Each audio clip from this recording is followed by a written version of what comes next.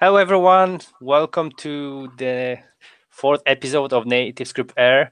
I've got a couple of guys with me. I've got Eddie Verbungen, who's our NativeScript Jedi, and I've got some echo.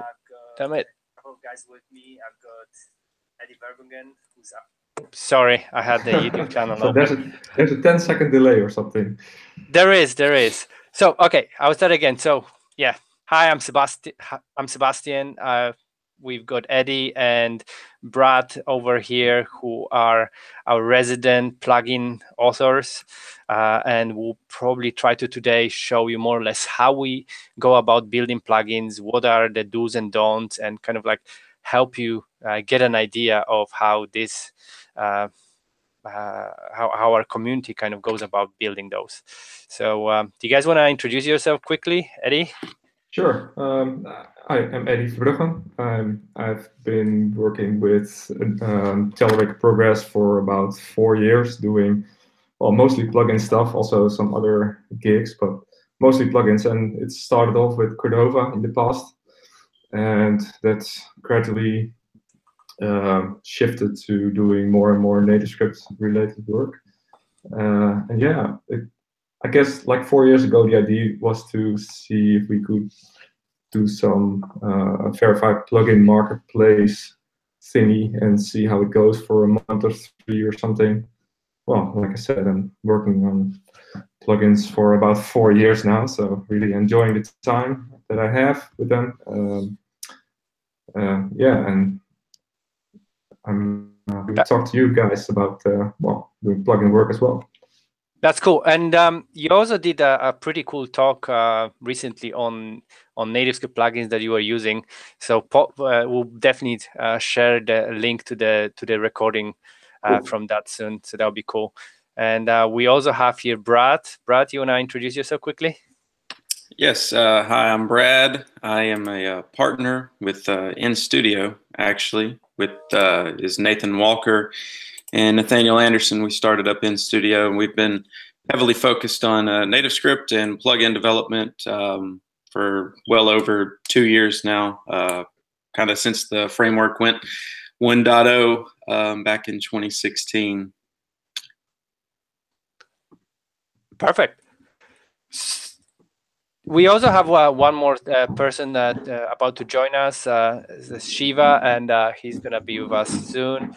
So, by the way, if any of you have any questions while we have this during this episode, you can tweet us at NativeScript Air, or you can basically write on the chat on the YouTube channel. I'll be monitoring those questions and hopefully be able to answer any of them or pass them on to our guests. So maybe we could start with something basic and kind of like, I would like you guys to tell me, how do you structure a plugin project? Like, what do you use? Does it need structure? Okay. Oh dear. So I. Oops.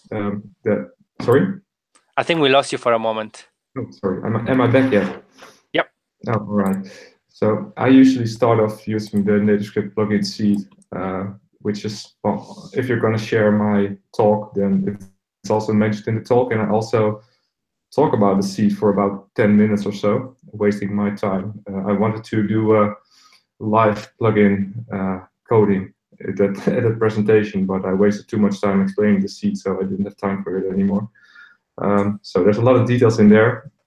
But this seed was actually started off by Nathan Walker, like 1.5 or 2 years ago or something. And I really liked it at the time. And I also contributed a bit with a few PRs. And later on, the NativeScript core team, or the plugin team that's now formed, adopted it, and they expanded on it. So the seed is now living in the NativeScript GitHub repo. And I see some new face here. Hi. Oh yeah, it's Shiva. Hey Shiva, how's it going? It's going good. Good to have you with us. We're just talking about. I had to wear my NativeScript T-shirt, so. Oh, perfect. Well, if you're showing up, I've got mine. This is the very first NativeScript T-shirt that existed. Nice. So I like it. Wow. Black. Yeah. I like it. Yeah. Eddie's Oh, got this one. glasses and Yeah.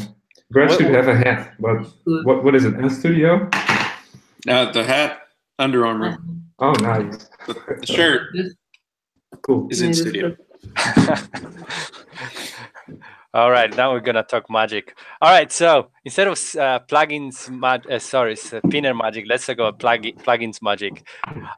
So Eddie, like, so you said you're using the plugin seed. Like, do any of you think that there's any reason why you shouldn't use the plugin seed? Are there any cases where you wouldn't, or is it just always like basically a no-brainer?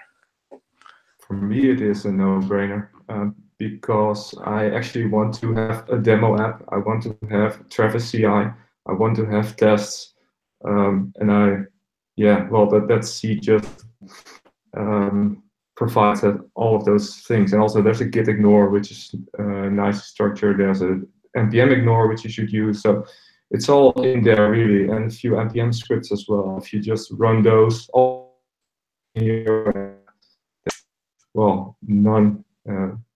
business logic related stuff is taken care of. So I really like those aspects. But you also have to realize that there's a bit of a sample code how to implement your actual plugin, and that's really just an example. There's no way it's saying that you need to do it like in the example. You can implement it really any way you like. I usually throw away the example code and do it in my own style, but whatever makes the API work for you, right? Cool. So yeah, but it's just all about the scaffolding around it and all those commands you don't want to add every time again and again. So if you do a lot of plugin work, yeah, even if it's just your first one, just clone that seed, read the README, because all the required steps are in there, and take it from there.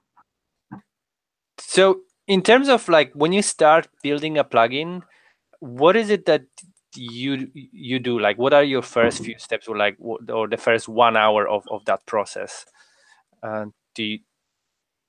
So after an hour, it's done. So that's hard to say. No, it's not. It's bullshit. So sometimes it is, because it's such a simple thing. But usually it takes more like 10, 20 hours or something on average. Depends a bit on what you're doing. But if it's Firebase, then it will take ages and years and everything. But it will never stop as well. So, but yeah, for me, the first hour is, well, first you have to have an idea, right? And usually it's something for an app that I'm working on, or something that I was asked to work on. And then just, look at this. There's probably a native SDK you have to integrate, something that was built for.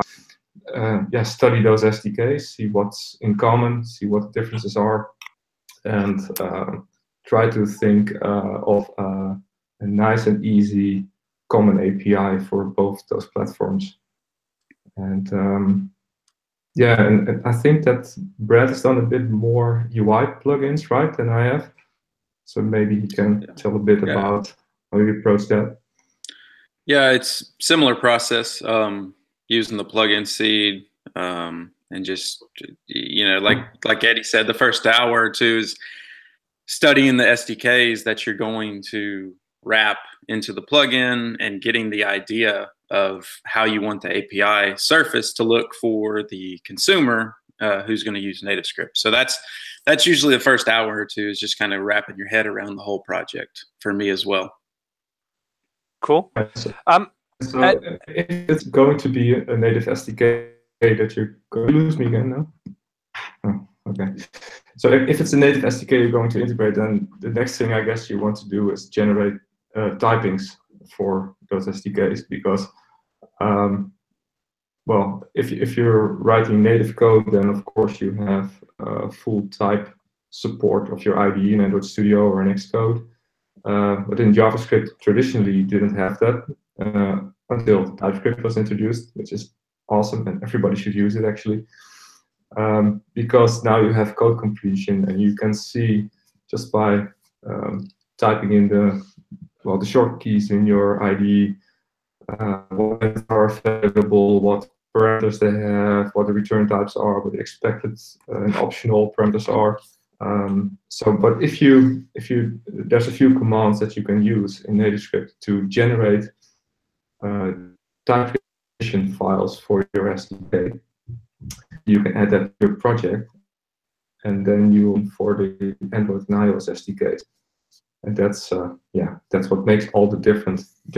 Then you'll be able to see compile time, what you're doing right or wrong, instead of at runtime, which you would traditionally have with JavaScript. Cool.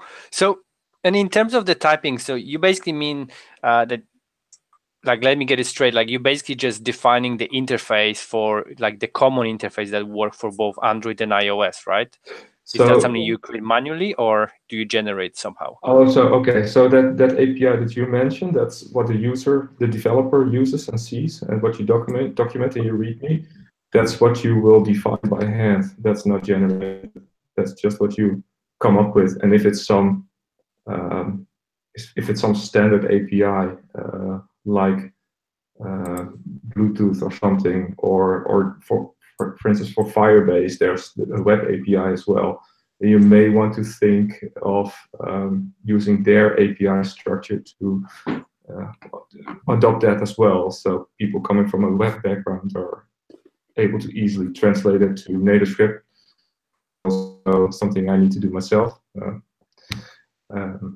And the other thing I mentioned about generating typings from your SDKs, that's what you can do automatically. So you download the SDK and you run a certain command that will generate a TypeScript definition file for you. You add it to your project, and then in your iOS implementation file, your Android implementation file, you can then have autocomplete with the native SDK. So is that typing generation for Android and iOS included in the seed project? Well, as a matter of fact, I was thinking of adding it because it's just a one line. For iOS, it's a one line command to generate it. So there's not really a reason to not include it in the seed. You can or cannot use it. So for iOS, it's really simple.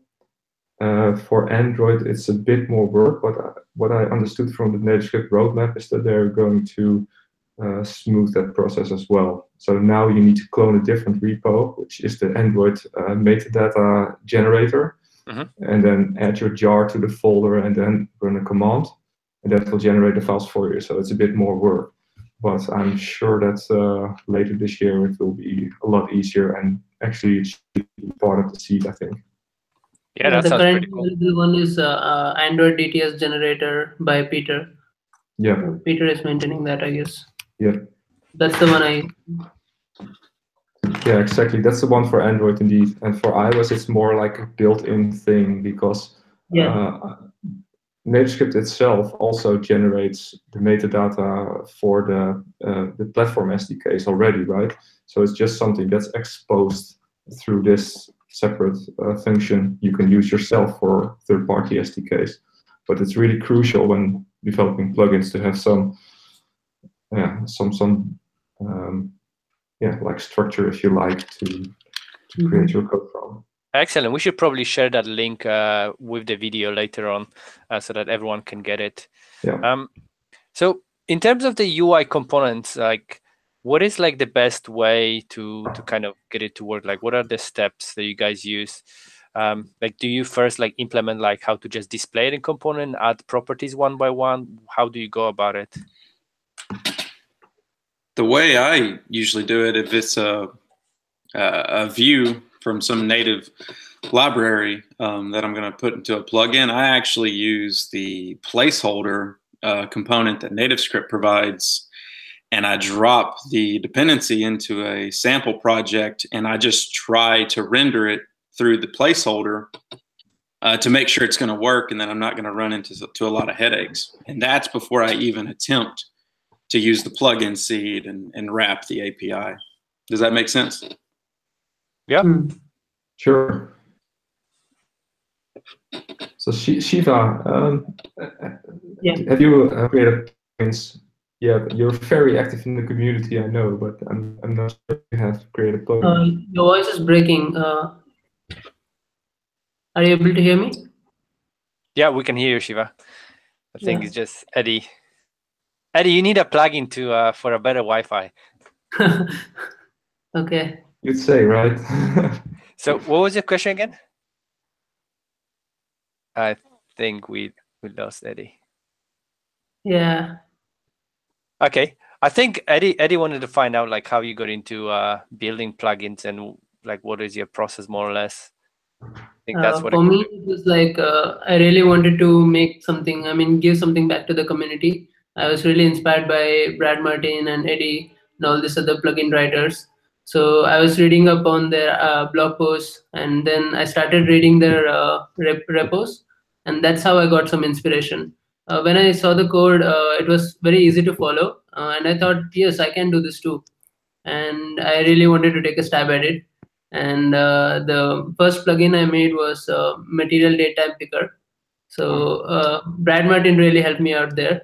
So he gave me reference to his Color Picker plugin. I actually read the code of Picker plugin, and then it was pretty similar to make the Daytime Picker plugin. So I generally aimed at the easier one when I begin with, because I did not want to get into the UI plugins, because there I had to register properties and then do something with that, right? So I wanted to just get into a plugin where you call a method and something opens. So that way, like the ones like pickers, they were easy to implement for me. So I chose the line of picker. Then I made like alert dialogues. So these kind of plugins. Oh, yeah. So I live near a train station. Okay. Yeah, me too. Don't worry. That sounds pretty cool. Brad, what was your first plugin you wrote that you created? You know, I think it was the floating action button. It was, I actually did that one right. It was probably the summer after 1.0 came out. So it was at 2016.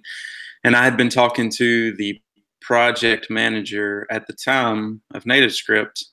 I think that was Valio. Valio, yeah, Valio. And he had been helping me try to understand, because I had wanted to use the Android, floating action button inside a project, but it wasn't exposed yet. And so the way I did it, the first plugin, I actually took the placeholder component that NativeScript provided, and I just wrapped it and gave it like some crazy hashed ID. And then in my plugin code, I got that view instance by its ID, and then I injected the floating action button. And so it was not a very elegant plugin, but it worked. And that was how I got started. And then I think I moved into a little bit better process, because I think Nathaniel Anderson came out with the plugin generator, or a plugin scaffold, I guess you could call it, not too long after that. And it had like a post install script, and it would kind of set up the project close to what the seed is now, but of course it was not as feature rich as the seed is. Cool. Okay, so I've got another question for you guys. How do when you want to build a UI component, how do you go about finding the native UI components for like Android and iOS? And how do you make sure like the quality of those is high enough? Like what is your process? Yeah, that's an interesting question. It's also a fun part of doing it. So you have an idea, and then you need to search, or you create it yourself. Of course, I've done that in the past, but that's not the best approach you can take. So, for instance, if you want to create some chat keyboard component or something like that, then of course you can figure out how to do it yourself. Add a text box on top of a keyboard and make it grow and shrink, and a counter, add emoji, everything. And there will be, well, 6 months down the road, and then you also need to add the other platform.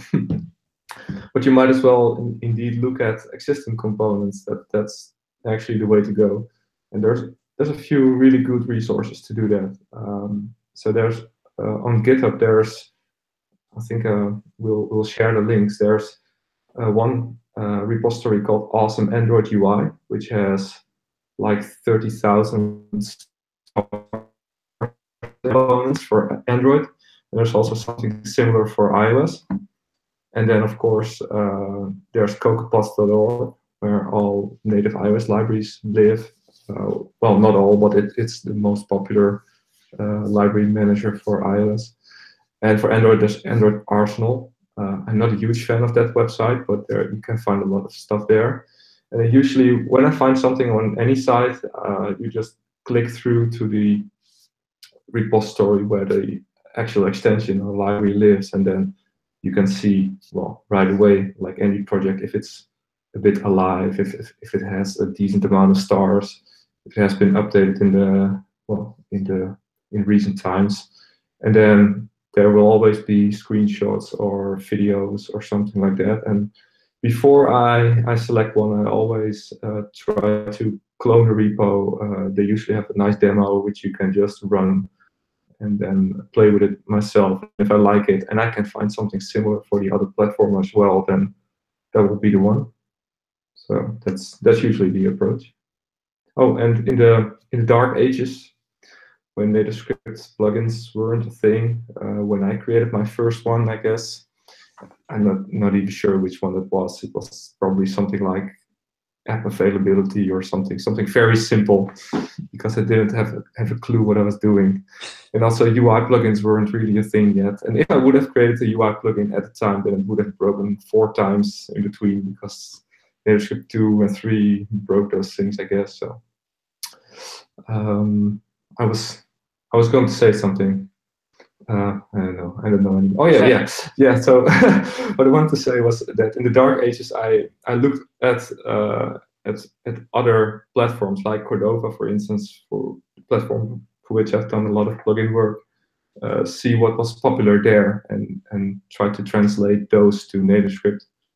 And that was also a fun process. But really, when TypeScript became supported by NativeScript, then it really became fun. Before that, it was more of a struggle, but TypeScript, I really love working with it. Yeah, I totally agree, because sometimes when I look at the code of some of the plugins, as soon as it's TypeScript, it's so much easier to follow. But sometimes JavaScript is just looks a little bit messy, and I just have no patience for that. To be You're honest. not a millennial. You're not millennial, right? Oh, I know. Like, I'm a more of a TypeScript person. I come from a .NET background, so that explains a lot. Yeah, I have a Java background, and so that's really similar. And it's actually sometimes hard to see if something is TypeScript or Java. So sure. So Brad and Shiva, like, do you have any other sources? Like, does your approach for looking for UI components differ? Do you do anything different? Nothing much different. I just look for first I head to Android Arsenal, and I don't search inside Android Arsenal. I first search in Google, and I include Android Arsenal in the search query, and it usually takes me up to some Android Arsenal repo. From there, I go into GitHub and look at the stars, how many stars that has, is it a popular plugin or not? Because if it's not popular, it will probably be discontinued. There might not be good support for it. So, and then the same for CocoaPods. And another thing, if I'm writing a UI plugin or something that I want consistent UI on both platforms, I always see if the same author has created an iOS module. For example, in my CF Alert dialog plugin, I have seen that the same author has made a CF Alert dialog plugin for iOS as well and Android. So that's why I picked it. I wanted to make an alert dialog plugin, and then I searched all the available alert dialog plugins, and I saw which author has made it for both iOS and Android, so that I can give a consistent interface for the user. Cool. Sounds good. Yeah, my approach is similar to everyone else's. The only thing that I would say is follow people on GitHub who actually do Android and iOS development. Because once they create a repository or start a repository on your GitHub homepage, you're going to find out about it. And so I find a lot of good repos just by following people on GitHub. So I want to answer Alex there. Alex is asking, is there a benefit in attempting to write a plugin with pure JS or pure NativeScript without immediately jumping to a CocoaPod? I would say yes, because like you can take an example of Dave Coffin's filter list picker plugin. He has not used any CocoaPods or Android Arsenal for it. He just used the CommonJS, what CommonJS and NativeScript natively allows us. The same modules he has used and made a cross-platform plugin available for us.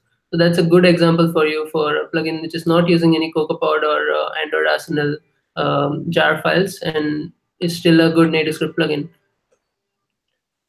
Yeah, Good so answer. that's a good tip actually. So you can mix and match stuff from core modules yourself and from widgets that are already supported by NativeScript, because you can be pretty sure that they will be supported in the future as well. So that's also something I look at when I do plugin work. I also always check, okay, is there some method in core modules already that does this, so I don't have to call the native method myself. That's always more future-proof. Sounds good. So, Eddie, because we talked a little bit before we started the episode. So do you think you could show us one of the plugins that you created and maybe walk us through what's happening in there and kind of like give our audience a bit of an idea of what is what? Because obviously that's a lot easier than just trying to look at the code and figure it by ourselves. Yeah, that's good. So so I was looking at one, and I wanted to show you one that was created with a plugin seed, because we already recommend that to generate your plugin, right? So this is one that was created with a plugin seed. It's not a UI plugin. Do you want to share the screen? Sorry. Yeah, let's do that. Let's see. Screen share. All right. Big. This one. I hope you'll be able to. Yep. See some. We can see that. I'm gonna fix on you now. Okay. So if I make this smaller, it will probably get bigger in your window somehow. Okay. So this is the NativeScript Directions plugin, and it's a pretty simple one on purpose.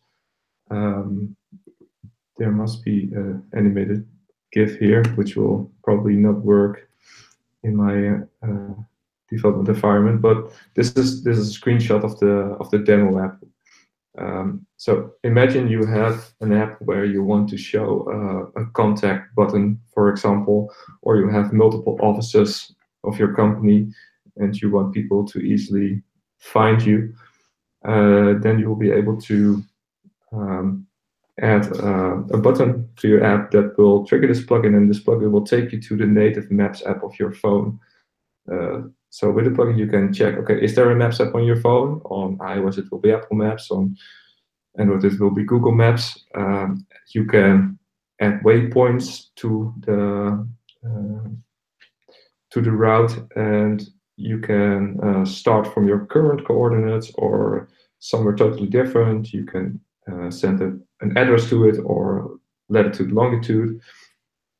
And well, it's pretty smart to, for instance, figure out if you're adding waypoints on iOS, then Apple Maps doesn't support that. So then it redirects to Google Maps if you have that installed on iOS. And if you don't, you'll be able to fall back to the web Google Maps instead. So it's pretty easy and simple on the surface, but there's a few quirks always. There's always quirks you have to take into account. So the structure here is similar to what you see in the seed. There's a demo folder, there's a publish script, and there's a source folder. And then there's some other stuff like continuous integration, which has been set up already for you. You really don't need to worry about it. It should work if you go to travisci.org, register with your GitHub account, and then flip the switch to enable this GitHub repository for CI. Then it should build fine, but it usually doesn't. For instance, because you're using some iOS 11 function, which is not supported on Xcode 8, so you need to change that to 9 or something stupid like that. But usually it works. So then, and there's also a license file here, which in the seed it is by default Apache 2.0. I usually change it to MIT because it's a bit more relaxed. It doesn't, well, there's only subtle differences.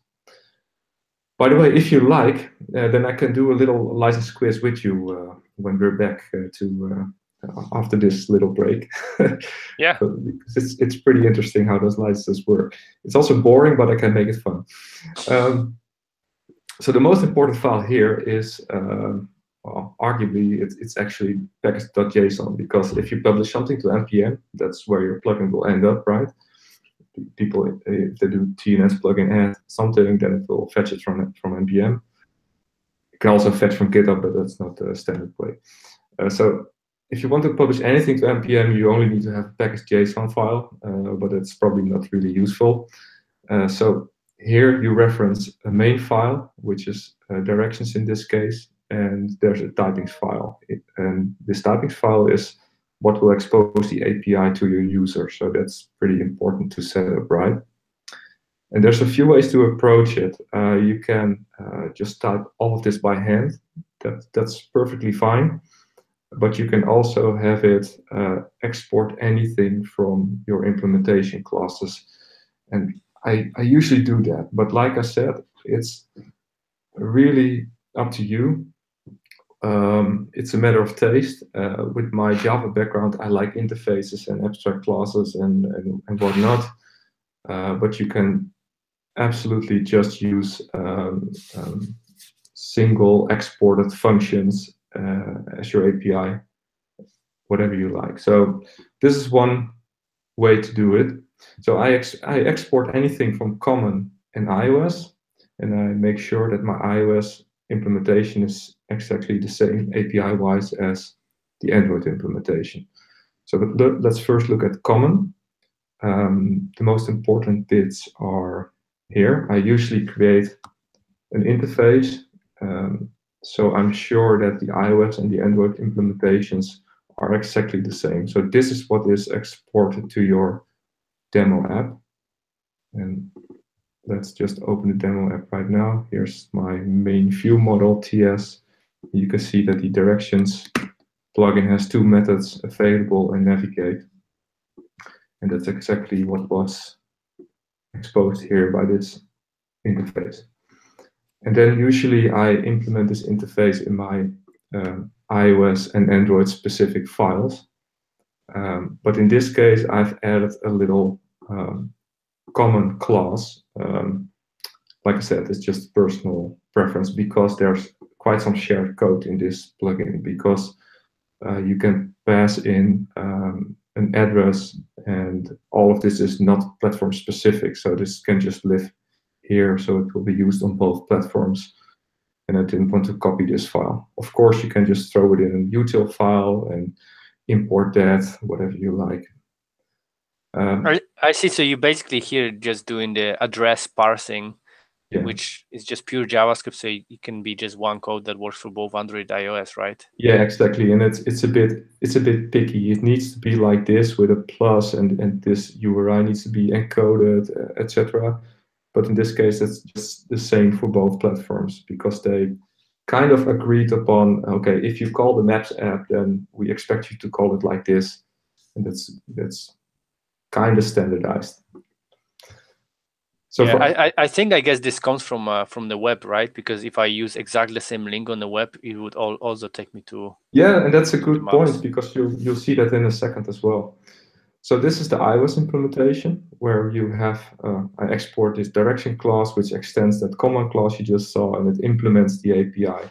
So if I just, if I change this method name here, then my IDE will already complain that I'm not implementing the API. So runtime, I'm fine, because compile time, everything is fine. So have you ever tried to remove Apple Maps from your device? I'm an Android user, so. Okay, so the answer is you can't. So the available method just resolves true on iOS. And what you see here is, in this case, I'm returning a promise. And you might argue that it could just have been a Boolean and not do it asynchronous. And that's also something you get to choose how you would expose this. Usually I have to do some native call and I want to make it async, so I use a promise. And that's why to make these two methods similar, I wrap them both in a promise, but you could just have returns true and be done with it. So you're just basically future-proofing it in case this became like an async call on the native layer. Yeah, or probably I just didn't think about it and just did it like this. So you never know what the reason is. So, and the more important method, of course, is the navigate method itself. I'm not going into too much details, but what you see here is that I'm actually not calling any native iOS platform code, because this utils.openURL call here, this utils class is from the core modules. And in core modules, of course, openURL calls something natively on iOS, but I don't even have to care about it in this case. So that's pretty convenient. And like you said, Sebastian, the web implementation is really similar, because if I need to fall back to the web, then I can pass the same query string to the web as I could pass to the native app. So that's right. Cool. And the Android implementation, well, it's a bit different. So here's the available method. You're not sure that you have Google Maps installed, so this method will check to see if it can be opened. And the navigate method, well, I'm not sure that people check if the plugin is available or the app is available. So I usually check again inside the method like this. See if it's installed. If not, reject. So I never assume that people use the available method. And then, well, same query string parsing from the shared file, and then on Android you can open the Maps app with an intent. And this is actually native code. So this is this. Oh no, I'm actually lying. This is also a TNS core modules file application. So if I scroll up, you can see the import for application. So here again, I don't need to use platform specific code. So that's pretty convenient. But that's still pretty much exposing the native API for Android, even though it's through our module, right? Sure, and I can pretty much rest assured that this will remain working, even if Android is updated to version 30 or something, and they decide to remove something that I would rely on previously, but the core modules could make it backward compatible for me. So yeah, that's why I prefer doing it like this. So of course, then you create a nice demo app, you test it, and then the most important part is creating the README for your plugin. And well, this looks a bit like crap, and this parser is also a bit crap, which is I usually use an external tool to create. I'm using it actually. Like if I click on this, it loads up map. Ah, yeah. Yeah, that's on iOS and also on Android. Oh, you're using the plugin actually? Yeah, in our project. That's awesome. Check you out. Cool. So, and if you want to, if you don't have Shiva's app on your phone and you want to play with that Directions plugin, then you can download the NativeScript Plugins app from the App Store. It's on iOS and Android. Just search for NativeScript Plugins, and there's a Maps page. That's a good app. Yeah. Thanks. There's a Maps page which triggers this plugin as well. So yeah, that's it. I can show it a ton more, but so can I just ask you quickly? So from the scripts that you have in the package.json, which are the most common ones you use? Because like, what's your workflow? Like, because I want to know as well. Okay. Yeah, let me go back to that screen. Yeah, because understanding the project structure is one thing, and I definitely understand it a lot better now. But I think I would like to know like what is your usual steps while you're building each plugin. Yeah, exactly. So when I clone that repo, there's in the README of the seed, there's near the top, there's like 8 steps or something you can follow to, or 5 steps to set up your environment. So the next thing you need to do after you've cloned the seed, you go into the source folder. That's this one, and then you run npm run post clone. And that post clone will ask you a few questions. For instance, what's your name? What's the plugin name? Do you want to initialize a new Git repository for it? And then there's a script that renames everything. So it will all compile for you. And everything has been renamed according to what you like. And your name has been added to a few places in the README and whatnot. And then you can immediately go into, let me open the terminal here. It's a bit, indentation is a bit weird because it's so small. Oh, never mind. But then you can run. I think some of the newer commands are not in that project. We run npm run plugin.tsc watch to watch for the changes. Yeah, exactly. That's the one I was looking for, because this is based on a bit older plugin, I think. You're totally right. This is a bit older, and when you run the command Shiva set, so it's what's it called, plugin.tsc watch. Yeah, you can see it's already completed. That will get changes in your TypeScript files, and anytime you change something, it will refresh your running demo app, because in one terminal you run this command, and it will watch your stuff. And then in another, you go into the source folder as well, and there you do npm run demo iOS or Android. So that will start the demo app, and anytime you change something in your implementation files, it will update the demo app for you. And because what it does is it will link your plugin in the node modules of your demo app. And because the demo app also watches the node modules folder, it will just see a change and refresh the app itself. So once that's set up, it's a really convenient way to work with it. So open 2 terminals, run those 2 commands, and everything we just said is also in that README of the seed. So you could just look up the commands there. Sometimes really like this plugin.tsc watch stops working, and your changes will no longer be synced. That time I just stop everything and then run npm run demo.android or demo.ios, and that starts working again. Cool. But it doesn't happen all the time, but sometimes it stops syncing the code. Yeah. So another command that if you would like to create and run tests, then the seed also supports that out of the box.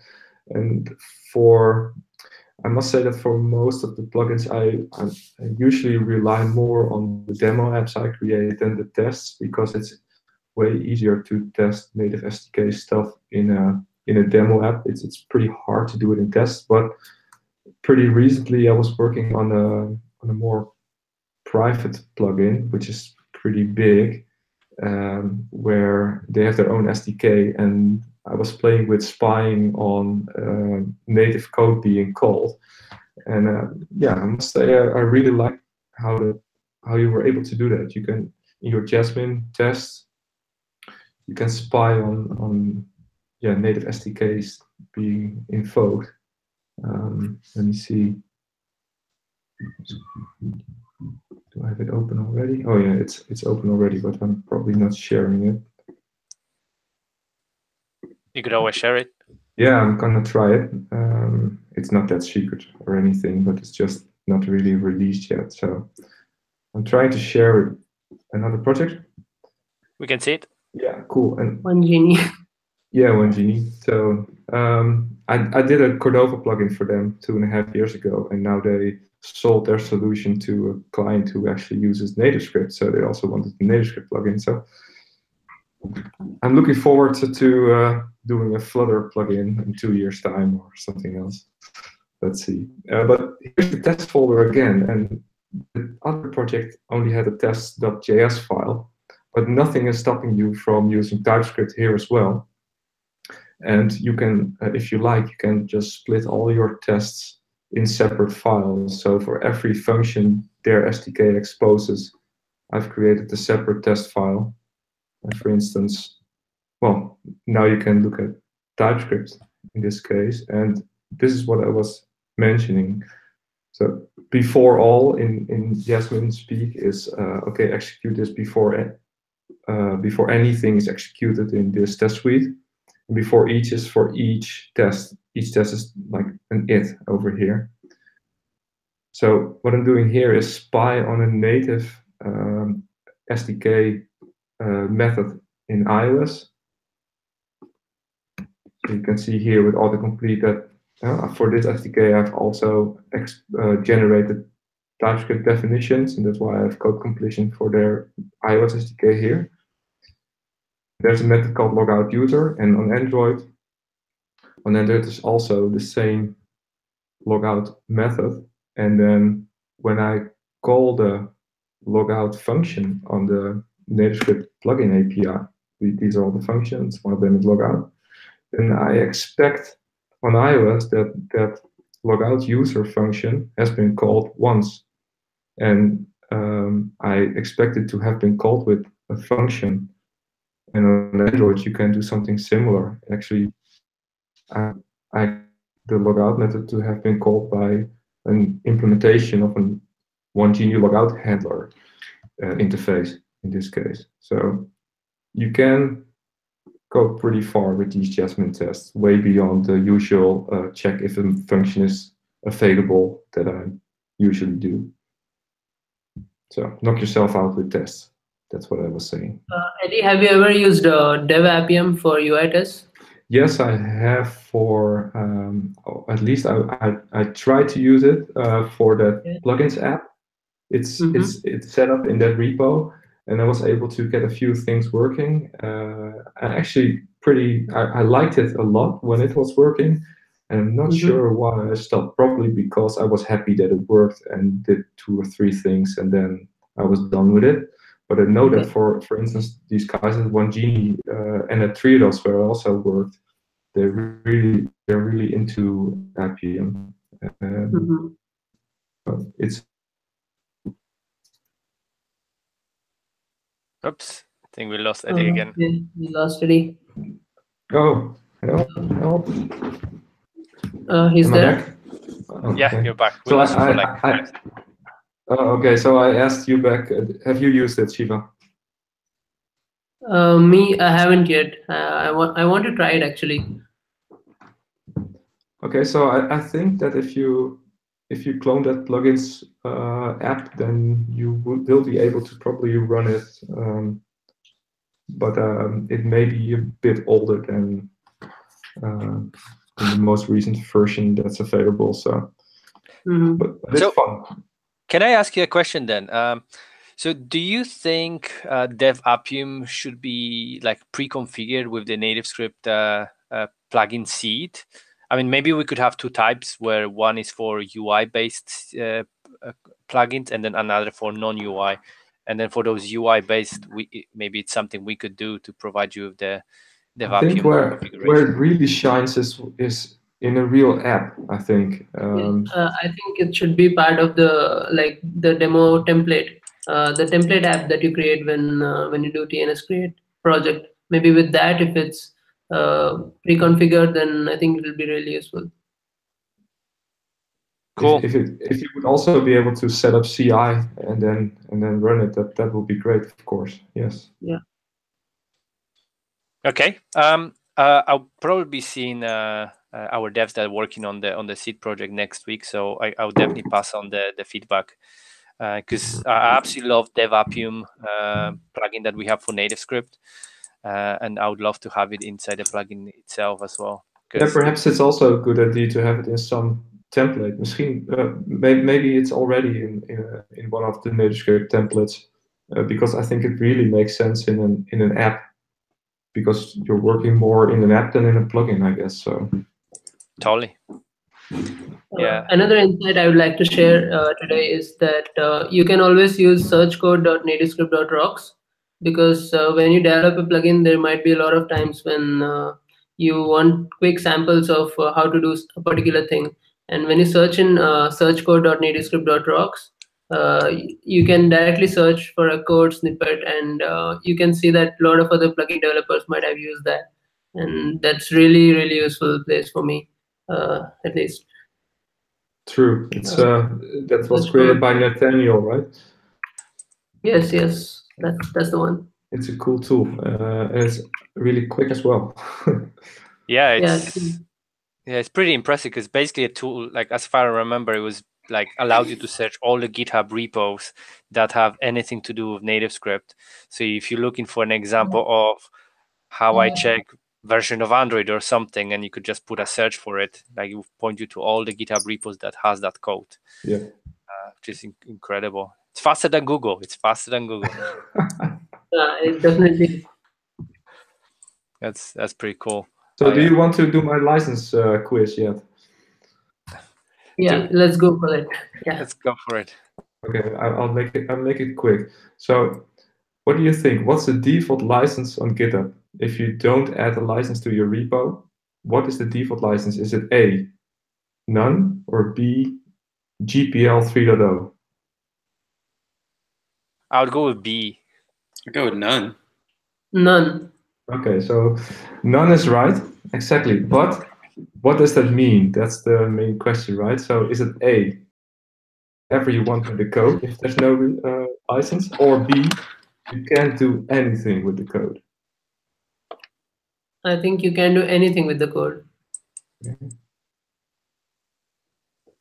It's a guess. So or maybe does GitHub has some kind of umbrella over all the repos that are on GitHub, which doesn't allow it, something like that? The answer is it's really important to add a license, because if you don't add a license, all code is under exclusive copyright by default, so no one can do anything with it. Mm-hmm. So always include a license. And what's the most popular license, you think? Is it MIT or is it Apache 2.0? I think it's MIT. Apache. So Apache is third. It has 15% of repos have Apache and 25% of MIT, and GPL 3.0 is 19%. So it's MIT is the most popular one. And the last one, which one is the most permissive OSF license of these two? Is it MIT or is it WTFPL? MIT. I think that's MIT. So I put you on the wrong foot, because it's actually pronounced WTFPL. It's the do what the F you want. I think that's WTFPL is the one that's I've heard about that one. Exactly. Yeah, do whatever you want with the code, that one. Exactly. Yeah. So that's the more permissive one, obviously, but it's only used in less than 1% of open source projects. So that was the license quiz. And you really need to add a license to your repo. The C does that, obviously. But if you want help picking any of the 83 available open source licenses, go to choosealicense.com. It's a really simple 3-step process that will help you pick one. So choosealicense.com. Cool. We should definitely check it out. Yeah. So I want to just ask you another question around kind of like do's and don'ts. Like kind of like what would be your top 3 things that you should always do, and then top 3 things that you should avoid. Should we start with Brad? Because Brad's been quiet, so I want to put him on the spot. Oh man, that is on the spot. I guess specifically related to plugins. Yeah. I don't really have 3 things, to be honest with you. What would be the number 1 thing then? I guess the number 1 thing for me, what not to do would be, don't forget the definition file for TypeScript. You know, for code completion, IntelliSense, and all that, and it exposes the API. For me, I'm a stickler for that. Whenever I don't whenever I come across something without a declaration file, it kind of irritates me a little bit because I don't know the surface of the API, and then the types are not there, so that irritates me. That's my big thing. Cool. Shiva, do you have any do's and Yeah, I have the one straight coming from Dave Coffin. He has 3 don'ts and 3 do's for writing plugins. So he says the 3 don'ts are if you're targeting cross-platform, don't add functionality that isn't available on iOS and Android. So because mostly if you add that thing that this plugin is available only on Android, I don't think a lot of people are going to use it, because most people who are writing in NativeScript might be looking for cross-platform plugins, right? And the second thing he says is don't utilize APIs that could be OS version specific without checking if they're available on the device first. So maybe there are some APIs maybe that runs maybe only on Android Oreo. Just don't use it, because there are other people who are trying to use your plugin and they want to run it on maybe Marshmallow or lower APIs. And then the last one is don't publish without an informative and well-designed README. So yeah, because to me, actually, if I see a plugin README and it doesn't have a screenshot, I get like, seriously, do I want to use it or not? I always pick the one that has a screenshot because that really gets me, gives me a good idea of how it might look like, the end result, right? So nobody wants to spend 20 minutes integrating it and then go like, I don't like this UI.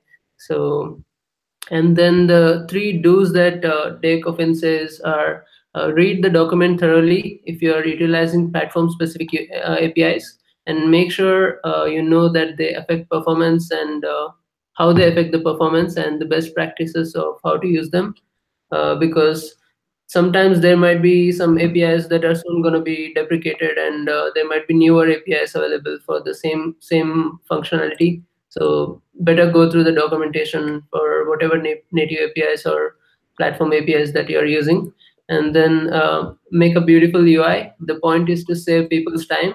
If the plugin implements good functionality but in an ugly way, then what's the point? So this is what I was talking about. So if your UI doesn't look good, then a lot of people might simply just uninstall your plugin after they try it out. So always make the best one, because they expect plugin writers to always make the best possible plugin for them. Nobody wants to install a plugin and go like, oh, on Android it compiled properly, but on iOS it goes like, oh, it requires fit for or something like that. So be sure that you know what you're doing when you make a plugin, because a lot of people are going to rely on you.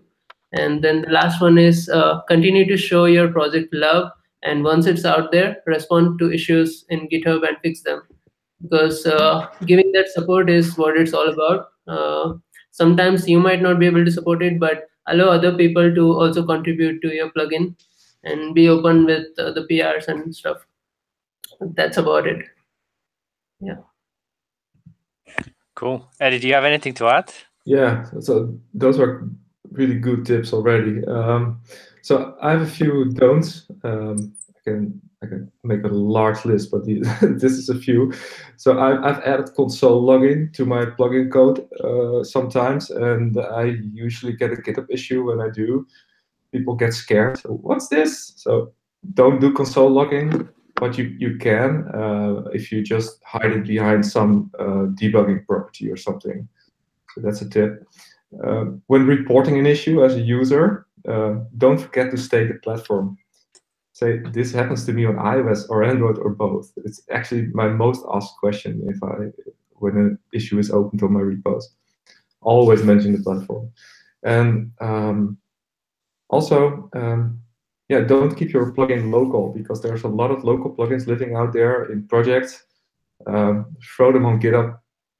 Don't be shy. It's probably useful for others as well, but don't overdo it, because you can only maintain so much plugins, right? True. Yeah. Yeah, that comes from a person that owns like 275 plugins, right? Don't go there. It's crazy. Okay, so, how many times you cloned yourself? Oh man! So I tried with my kids, but no, it's a total well, they're into playing games at the moment, but they're only 7 and 8, so I give them a few more years. Give them a couple of years. Yeah, they're not that productive yet. So, so a few tips for if you report an issue and you link to code on GitHub, then in a week time that code is probably on a different line. So if you click on a line number on GitHub, your URL will change, right? So the tip here is press the Y button, because that will generate a static link for you to that line of code, and then you can paste that into your issue. So that's one. When creating a plugin, my most popular plugin on Cordova is social sharing, and that's the one where this tip comes from. When you start, you want to share. In this case, I want to share a message and I wanted to share an image. So I had 2 parameters, message and image. And later I added file or URL, and then you were able to change the name of the file. And so your API service grows, and the share method got 4 parameters or 5, and then it's really hard to keep track of the order in which you need to add, right? So people were trying to share a URL as an image, and well, all kinds of crashes occurred. So the tip here is, and I see this, well, this goes this happens pretty good in NativeScript plugins, I think, but always use objects as parameters. Never use individual primitives or strings or anything. Always use even if it has only 1 parameter, like some message or something, always wrap it in an object, so you're future-proof and backward compatible as well. And the #1 tip for plugin developers and users is learn Samfer if you're not sure what it is. So when you publish a plugin and you create you have an API breaking change in that version, and you publish it as, okay, I already had 1.0.0 and I published it as 1.0.1, people will probably automatically get that version and their app will break. So if it's a breaking change, always publish it 2.0.0. If it's regular functionality, publish a 1.1.0. If it's just a patch, a bug fix, it's a 1.1.1. So it's major, minor, patch, but that's a good tip for if you publish a plugin, but also when you use a plugin or anything really from NPM or anything from CocoaPods or whatever, use Samfer. Always be sure to, what I do is I always pin to or the exact version or the latest minor version. So, and you can do that by specifying it, but you've probably seen it, the tilde sign in your packages file. So there's also the caret. That's a bit more challenging because that will automatically pull in the latest changes from the most recent master, major version. But yeah, look at your package.json, and wherever you see a tilde sign, well, you may want to change it to, oh, if you see a caret, change it to a tilde, sorry. Oh, English is so hard sometimes. It's good. Yeah, so recently I took over a project of someone, and the last version published was 9 months ago, and all the package.json dependencies and dev dependencies were with a tilde. So it would pull in all new changes, and I wasn't able to compile it. I wasn't able to run it. So I had to figure out, okay, what was the latest published version 9 months ago of that package, and then pin to that version, and then well, the app worked again. So do yourself a favor and don't be too relaxed with pulling in versions. That's probably a very good idea. I know a Visual Studio extension. It's called Version Lens. I don't know how many of you use it. It's like it reads your package.json file and it shows all the latest available versions for your packages. I'm sharing the link over here. Sebovita, can you share that link in chat? So this is a very useful Visual Studio extension. Cool. Cool. Thanks. Oops.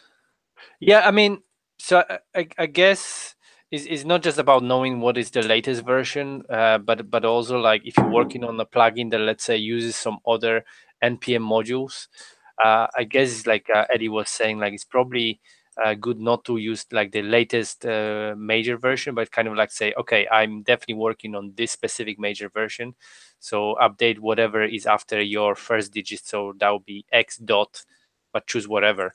Because yeah, like Eddie said, if you come back to the same project in a year's time, and if the major version changed, then all of a sudden your plugin will still might stop working, right? Yeah. So yeah, I definitely really like this tip. So we're gonna wrap up very soon, but I have a couple of things I wanna ask you still. So Shiva, you mentioned before, kind of like to avoid situations where the API is different, or like where functionality may or may not be available on, let's say, just one of the platforms.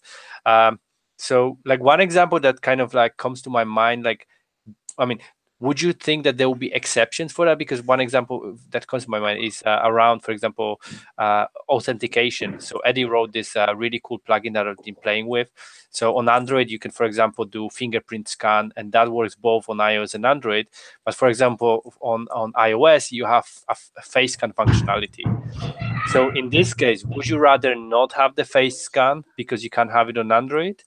Or would you say, well, at least I can provide it on iOS? Like, what's your opinion? Because I have my own, I but would like to provide it even if it's provided only on one platform, because the user can actually choose. I mean, the developer who is integrating this plugin can choose that. Oh, at least on Android, I can provide this feature. So, I mean, it's good to at least expose it there, right? You know, like if it's available only on one platform. For example, in my CF alert dialog, so on Android version of CF alert dialog, there is a list picker and all that. So you can actually show multiple select items and all that things in the CF alert dialog. But the developer who made that plugin did not implement it for iOS, because on iOS that is simply not possible. So I just gave it away anyway. So in the Android version of the plugin, that multiple list picker and everything is available. On the iOS version, it's not available. Again, it's only important that you mention it in the README. So the developer who has to integrate it will take the call. If he wants to show it on Android, he can show it. Just giving that option. that's a good point. Eddie, I actually have something on that. Yeah, and that goes back to the declaration, part that I get picky about.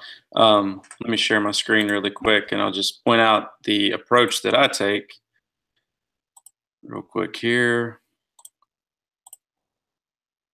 Can you see this? Yep. Yeah, and so for this plugin, I actually expose a bunch of things that are Android only. And so I handcraft the declaration file, but I just make sure to, comment that it's Android only. And then, of course, the actual method is typically safeguarded with a check. And so for that specific function, request permissions, well, it's using the permissions plugin from Nathaniel Anderson, but of course it's going to have an Android or iOS check. So just my main thing is make sure it's documented. If you don't document it on the README, then make sure your declaration specifies that it's, one platform only versus the other. Yeah, that's definitely a pretty cool tip. I like that. Another tip I would like to give for the people who are integrating the plugins is that sometimes you might want some feature which might not be documented. So when you don't have any other thing to do, just read the plugin code. So sometimes you might find features in that plugin which are missed in the README. And if you do find something like that, you can submit a PR saying that this is not been documented, please document it, or you can at least benefit from it, right? So for example, in plugin, I think that was card view plugin. So you can set the shadow color on iOS, which was not documented. Then I read the code, then I found that I can set the shadow color to transparent.